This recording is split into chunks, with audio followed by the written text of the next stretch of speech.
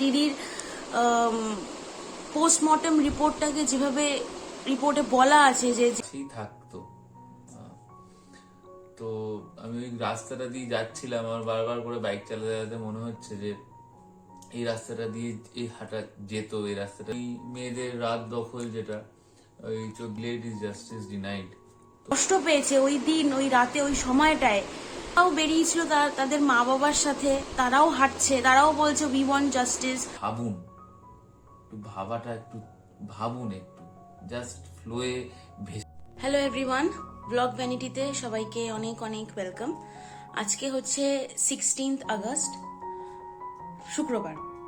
তো আজকে অভি অফিস যায়নি, আজকে ওর ওয়ার্ক ফ্রম হোম আছে, বাড়িতেই আছে। তো আজকে একটুখানি আমাদের ঘরের সব কাজ, এই গোছানো, যা ঘর গোছানো এভরিথিং সবকিছু করতে করতে একটু দেরি হয়ে গেছে। এবং যেদিন অভির অফিস যাওয়াটা থাকে না সেদিন একটু দেরি হয় বলতে পারো, কারণ সকালবেলা তাড়াতাড়ি উঠেও টিফিন করে দেওয়া বা অন্যান্য কাজ ওইগুলো থাকে না, সেই তাড়াটা থাকে না, তাই জন্য তো সেরকম কিছু রান্না করব না। অল্প একটু চিকেন নিয়ে এসেছে অভি, সেটাই একটু রান্না করব, আর খুব তাড়াতাড়ি করে সব মেখে ঠেকে একবারে বসিয়ে দেবো। তো এই ব্লগটা আর ওইভাবে শুরু করতে ইচ্ছা করছে না। প্রথম কথা, এইভাবে তো আমি অনেক অনেক অনেক দিন পর ব্লগ করছি, কারণ আমার ঘরে তো তাও 3-3.5 মাস ধরে এত কাজ চললো, একদম রেগুলার ব্লগ করতে পারিনি। টুকটুক টুকটুক করে যা আপডেট কাজের, এই কি শেষ হলো, কি কত দূর, ওইটুকুই বলেছি, সেভাবে কিছুই বলতে পারিনি। এভাবে তো অনেক দিন পরে আমি ব্লগ করছি।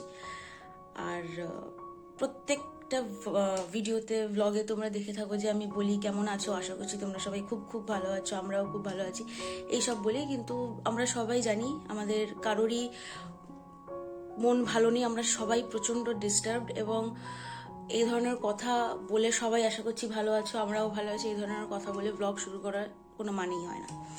তো তোমরা এই ব্লগটা দেখতে থাকো। এখানে চিকেনটা এখন মাখবো, মাখা হয়নি, কোনো মশলাও এখনো দিইনি, দেবো। সর্ষের তেলটা শেষ হয়ে গেছিল, সর্ষের তেলটা ঢেলে নিলাম।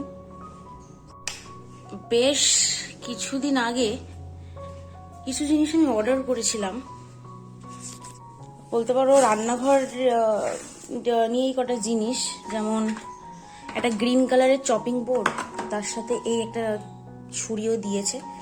চপিং বোর্ডটা দেখাচ্ছি, ওটা রান্নাঘরে আছে।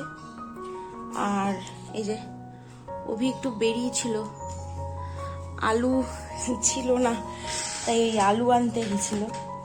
আর এই 6টা মতন, এই কি বলে এগুলোকে, র্যাক বলে বোধ হয়, প্লাস্টিক র্যাক, তো এটা দরকার, এটা আনতে, এটা অর্ডার করেছিলাম, এসব বলছি আনতে ফানতে, যাই হোক।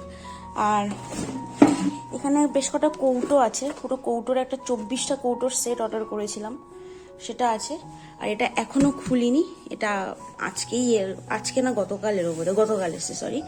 এটাও একটা র্যাক, মানে আমি দেখাচ্ছি এটা কি র্যাক, এটা একদম সেম হচ্ছে তোমার এই যে, এটা আমরা মাল্টি কালার অর্ডার দিয়েছিলাম, এত ভালো, আর অনেকটা বেশ ওজনও নিতে পারে, কোনো অসুবিধা হয় না, এত ভালো বলে এই সেম আরেকটা আমি ব্ল্যাক কালারেরই অর্ডার করেছি।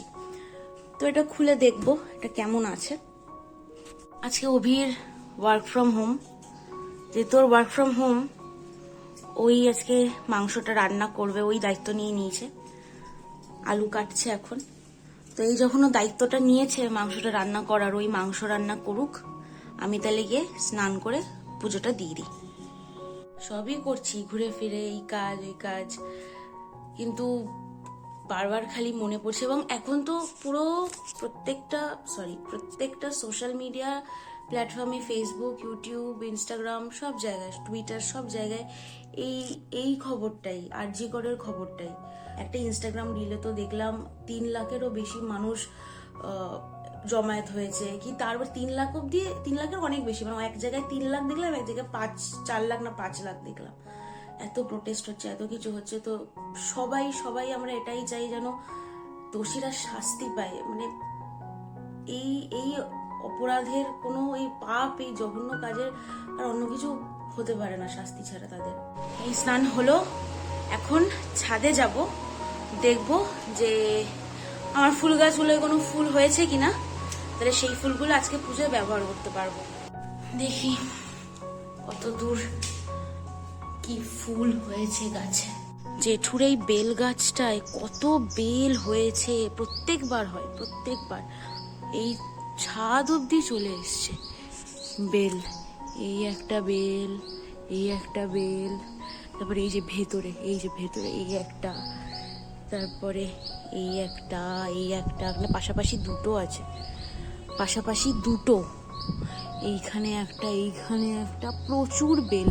ওই যে ওখানে ছোট্ট একটা হয়েছে, প্রচুর বেল হয়েছে, প্রচুর।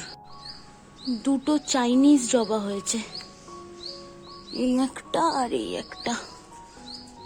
বর্ষাকালে গাছে জল দেওয়ার ব্যাপার থাকে না, ভালোই বৃষ্টির জল পায়। আবার তো মনে হচ্ছে বৃষ্টি হবে, শুধু এই জংলা গাছপালাগুলো এত তাড়াতাড়ি হতে থাকে যে তুলে দিতে হয়। আমার এই বারান্দা সব থেকে প্রিয় জায়গা, এত সুন্দর বারান্দা সত্যি। শুধু এই যে গেটটা যে রং হয়েছে না, এইখানটাও রং করেছে, এবার এই রংটা এই ঘষায় ঘষায় উঠে যাচ্ছে, এই রঙের গুঁড়ো গুঁড়ো গুঁড়ো এইভাবে গুঁড়ো গুঁড়ো গুলো পড়ে। সব ঝাড়া মোছা ঘর সব হয়ে গেছে, তারপরেও গুঁড়ো পড়ে।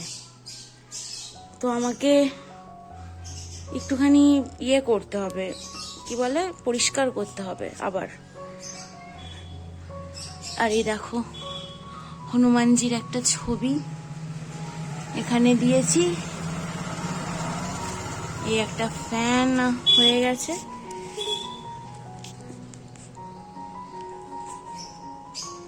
যারা আমার সব ব্লগ দেখো, পুরনো সব ব্লগ দেখেছো, তারা জানো যে এইখানে বারান্দা আগে ছিল না, এইখানে আগে একটা বক্স জানলা ছিল। এবং কোনোভাবে যে এখানে বারান্দা করা যেতে পারে, মানে বেসিক্যালি এই ওপরতলাতেই কোনো বারান্দা ছিল না, তো এইখানেও যে বারান্দা করা যেতে পারে এবং এতটা বড় বারান্দা করা যেতে পারে, এই কাজই তো চললো। মানে যারা আমার আগের ব্লগগুলো দেখোনি তাদের কথাই বলছি আর কি, যারা জানো তারা জানো, এই কাজই তো এতদিন চললো, প্লাস ফল সিলিং এর কাজ সব মিলিয়েই তো এতদিন চললো। তো এখন আমি মাত্র দুটো ফুল ফুটেছে, অন্যান্য সময় অনেক নয়নতারা ফুলও ফোটে, কিন্তু আজকে হয়নি সেগুলো। তো দুটো ফুলই ফুটেছে, প্লাস গতকাল বৃহস্পতিবার ছিল, বৃহস্পতিবার যেহেতু অনেক মালা আনা হয়, সাথে না অনেক কুচো ফুলও দিয়ে দেয়, তো সব ফুল তো কাজে লাগে না, তো অল্প কটা ফুল আমি সবসময় রেখে দিই, তো সেটা দিয়ে আজকে পুজো হয়ে যাবে। এই পুজো দেওয়া হয়ে গেল। ধূপকাঠিগুলো এখন থেকে না নিচেই দিই আমি, ওপরে ধূপকাঠি দিলে না খুব ছাই ছাই হয়ে যায়, আর খুব রিস্ক ব্যাপারটা আর কি, ওপরে ধূপকাঠি বা মোম কিছু দেওয়া। আর আজকে ঠাকুরকে আমি একটা পেয়ারা আর কলা ভাগ করে দিয়েছিলাম। আবার এখন অনেকক্ষণ পরে দেখা হচ্ছে, এখন বাজে 8:30। তো 8:30টার সময় দেখা হচ্ছে, কারণ এতক্ষণ ধরে অনেক অনেক পড়ানো ছিল, এই সবে আমার পড়ানোগুলো শেষ হলো। তাও 8:30 থেকে 9:30, 9:45 অবধি ছিল পড়ানো একজনকে, কিন্তু সেটা আর রাখলাম না, সেটা কালকে বা রবিবার দিন আমি সেই ক্লাসটা করিয়ে দেবো। আজকে আর ভালো লাগছে না, অনেকক্ষণ হয়ে গেছে। অবশ্য ও আসতে পারতো, মানে আমি যেহেতু অনলাইনে, ও এখন অনলাইন হতে পারতো না আর কি, ওদের ওখানে প্রচন্ড বৃষ্টি পড়ছে, একদমই নেটের অবস্থা খারাপ, তো ও পারতো না এখন ক্লাসটা করতে। আমরা সবই করছি, কিন্তু মানে আমাদের যা ডেইলি কাজ, ডেইলি রুটিন, সেই সবই করছি, কিন্তু কোথাও না কোথাও আমরা কেউই সেই কাজগুলো ঠিক করে করতে পারছি না, আমাদের কোনো কাজে মন নেই, খালি আমরা খবর দেখছি বা আমাদের সোশ্যাল মিডিয়াগুলোতে দেখছি যে নতুন কি কিছু বেরোলো, মানে কাজের কিছু, ভুলভাল কিছু নয়, যেগুলো দেখে বা যেগুলো শুনে আমাদের কোনো মানে লাভ নেই, কিছু হবে না এই কেসটার, বা যেগুলো আমরা জানি, যেগুলো আমরা বুঝতে পারছি যে এইগুলো সব এমনি করা হচ্ছে, মানে এগুলো কোনো লাভ নেই, সেই খবরের আশায় আমরা নিই, একটা ভালো খবরের আশায়, যে আদৌ কি ধরতে পারলো কাউকে, অতজনের মধ্যে কেউ কি মুখ খুললো বা কিছু, এইসবই দেখছি। এবং এই ঘটনাটা এতটাই বড় একটা ঘটনা হয়ে গেছে, এত জঘন্য একটা ঘটনা হয়ে গেছে, শুধু ইন্ডিয়াতে নয়, বাইরেও, বিদেশেও এটা নিয়ে খুবই এটার একটা প্রভাব পড়েছে, এবং ওখানেও সবাই অনেক প্রোটেস্ট করছে, যা সোশ্যাল মিডিয়ায় দেখছি। এবং আমি শুধু এটা ভাবছি যে অনেক কিছু তো দেখছি ভিডিওতে, অনেক কিছু আর্টিকেল বেরোচ্ছে সেইগুলো পড়ছি, তারপরে অনেক অডিও যেগুলো ভাইরাল হচ্ছে সেগুলোও শুনছি। সেগুলো শুনে একটু আগে, এটা যদিও আগেও দেখেছি কিন্তু একটু আগে আবার দেখলাম যে দিদির পোস্টমর্টম রিপোর্টটাকে যেভাবে রিপোর্টে বলা আছে যে যেখানে যেখানে আঘাত লেগেছে, কিরকম আঘাত লেগেছে, এইগুলো দেখার পরে, এগুলো শোনার পরে এত এত কষ্ট লাগে, এতটা খারাপ লাগে যে আমরা এগুলো নিজেরাই দেখতে পাচ্ছি না, শুনতে পাচ্ছি না, পড়তে পারছি না। এতটাই বিভৎসভাবে সে কষ্ট পেয়েছে ওই দিন, ওই রাতে, ওই সময়টায়। আমরা সেটা পড়তে পারছি না, এদিকে সেই কষ্টটা সে তখন এক্সপিরিয়েন্স করেছে, সেটাই কষ্ট সে তখন পেয়ে আমাদের সবাইকে ছেড়ে সেদিন সে চলে গেছে। এত এত এত কষ্ট পেয়ে আমরা নিজেরা পড়তে পারছি না পর্যন্ত, কিন্তু সে সেই ব্যথাগুলো সেই দিন সে রাতে পেয়েছে। এত ভয়াবহ, এত ভয়ঙ্কর এই ঘটনাটা যে ঘটেছে, মানে সত্যি কিছু বলার ভাষা নেই। এবং এটাই বলার যে সবাই যে আমরা প্রোটেস্ট করছি, সবাই যে আমরা চাইছি যে দোষীরা যেন শাস্তি পায়, পেতেই হবে, কিন্তু জানি না আদৌ সেটা হবে কিনা। এই কেসটা নিয়ে, এই ব্যাপারটা নিয়ে, ভয়ঙ্কর ঘটনাটা নিয়ে এরা কতদিন সচেতন থাকবে, কি আদৌ রেজাল্ট হবে কিছুই বোঝা যাচ্ছে না। এবং যেই 14 আগস্ট রাত্রিবেলা আমরা সবাই যেই বেরিয়েছিলাম, বাচ্চারাও বেরিয়েছিল তাদের মা বাবার সাথে, তারাও হাঁটছে, তারাও বলছে উই ওয়ান্ট জাস্টিস।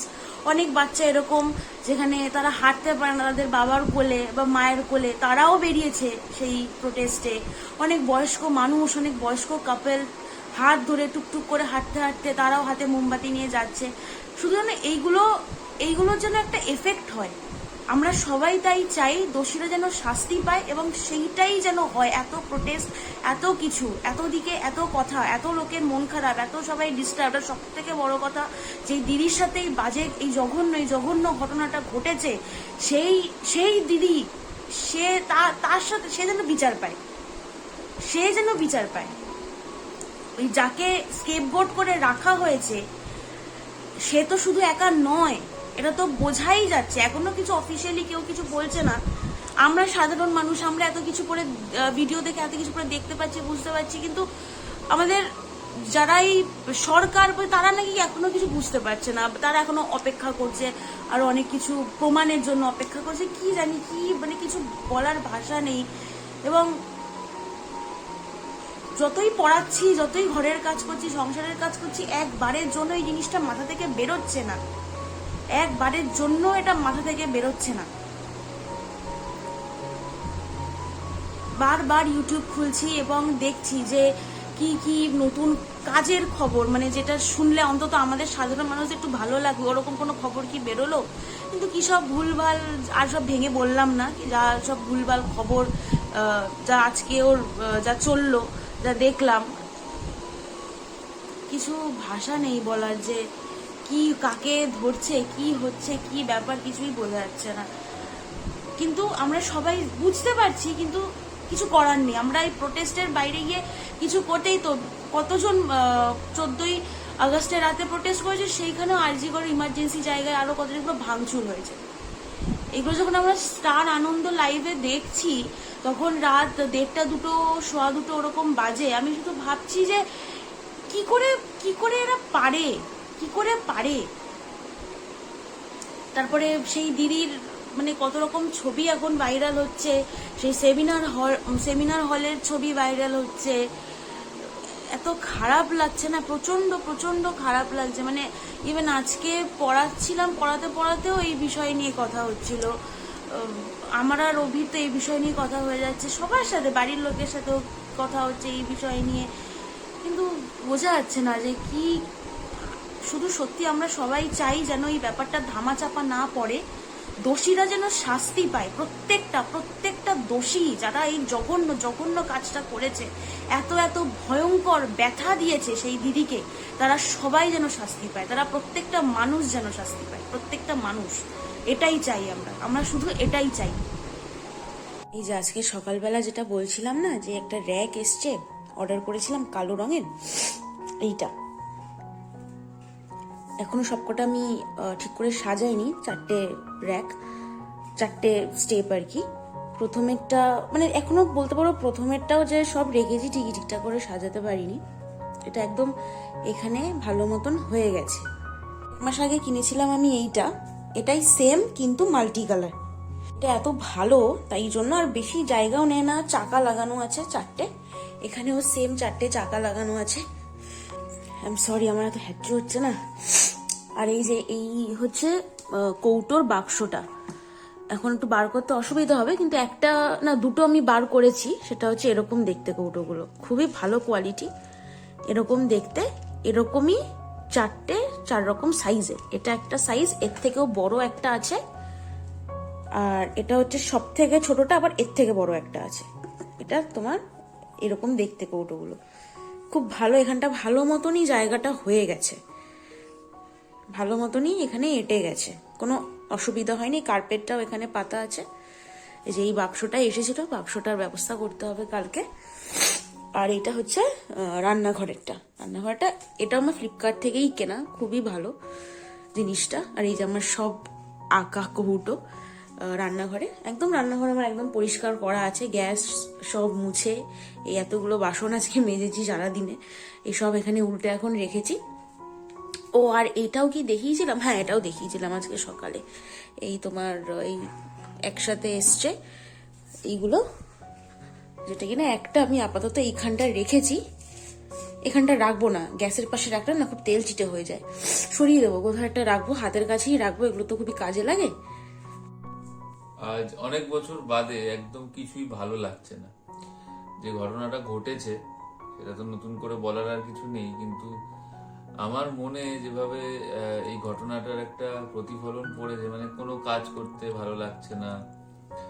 সারাদিন বারবার করে নিউজ ফিডে আসছে এই জিনিসপত্রগুলো, আর এগুলো দেখতেও ভালো লাগছে না, খুব খারাপ লাগছে। আমি যেই আমাদের বাড়ির খুব কাছেই থাকতো, তো আমি ওই রাস্তাটা দিয়ে যাচ্ছিলাম, আমার বারবার করে বাইক চালাতে চালাতে মনে হচ্ছে যে এই রাস্তাটা দিয়ে এই হাঁটা যেত, এই রাস্তাটা দিয়ে অটো ধরতো। খুব খারাপ একটা মেন্টাল স্টেট এটা। আর এটা হয়ে গেছে, এত মর্মান্তিক ঘটনা হয়ে গেছে, এটা বলতেও বেশ লজ্জা লাগছে একজন এই পশ্চিমবঙ্গের নাগরিক হয়ে। কিন্তু হয়ে যখন গেছে তারপরে তো আমরা আশা করব যে ল অ্যান্ড অর্ডার এই মানে যারা এই প্রচন্ড বাজে কাজটা করেছে তাদের ধরে শাস্তি দেবে, এবং এটাই তো একটা হওয়া উচিত। ভাষাও হারিয়ে ফেলছি কথা বলতে বলতে, কিন্তু দেখছি এই ঘটনাটা হওয়ার পর থেকে প্রচন্ডভাবে চেষ্টা হচ্ছে যাতে কেউ ধরা না পড়ে।